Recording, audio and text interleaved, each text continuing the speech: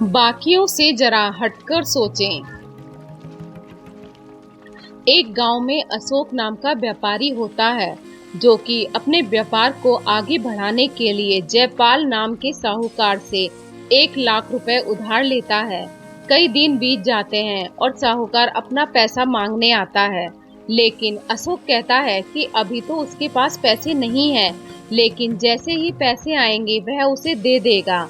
इसी बातचीत के दौरान अशोक की बेटी भी वहीं आ जाती है और अशोक से कहती है, पापा क्या हुआ, ये अंकल क्यों चिल्ला रहे हैं। साहूकार उसकी बेटी को देखता है और अशोक से कहता है कि अगर तुम मेरे पैसे अभी नहीं दोगे तो मैं तुम्हारी बेटी से शादी कर लूंगा।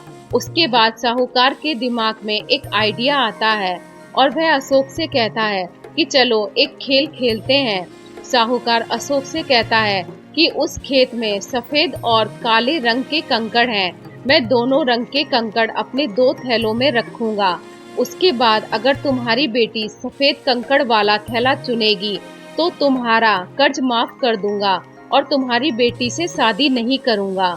लेकिन अगर तुम्हारी बेटी काले कंकड़ वाला थैला चुनेगी तो मैं तुम्हारी बेटी से शादी करूंगा और कर्ज माफ कर दूंगा। इसके बाद वह साहूकार खेत में जाता है, कंकड़ को थैले में भरता है। तो अशोक की बेटी देख लेती है कि साहूकार दोनों थैलों में काले कंकड़ ही रख रहा है। उसके बाद साहूकार लड़की के पास आता है और उसे कहता है, दोनों में से कोई एक थैला चुनो। अब लड़की को तो पता ही था कि दोनों थैले में काले कंकड़ हैं।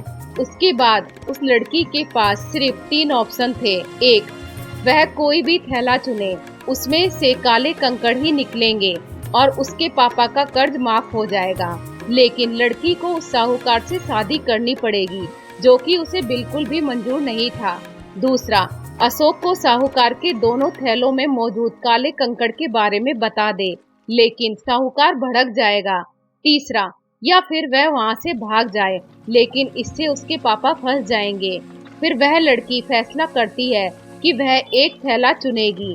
साहूकार मन ही मन कुछ सोच रहा होता है कि तभी वह लड़की जल्दी से उसके हाथ से एक थैला लेती है और उसे अन्य कंकड़ों के बीच गिरा देती है। फिर कहती है, मुझे माफ करना, जो थैला मैंने चुना था उसके कंकड़ मैं देख नहीं पाई और वह नीचे गिर गए। अब नीचे तो पहले से ही कई सारे कंकड़ मौजूद हैं, कैसे पहचानूं कि मैंने कौन से रंग के कंकड़ चुने थे।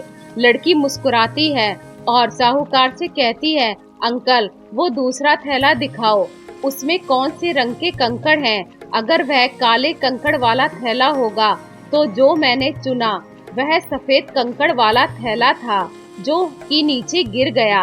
उसके बाद जब साहूकार दूसरा थैला दिखाता है तो उसमें काले कंकड़ होते हैं, क्योंकि दोनों थैलों में ही काले कंकड़ ही थे।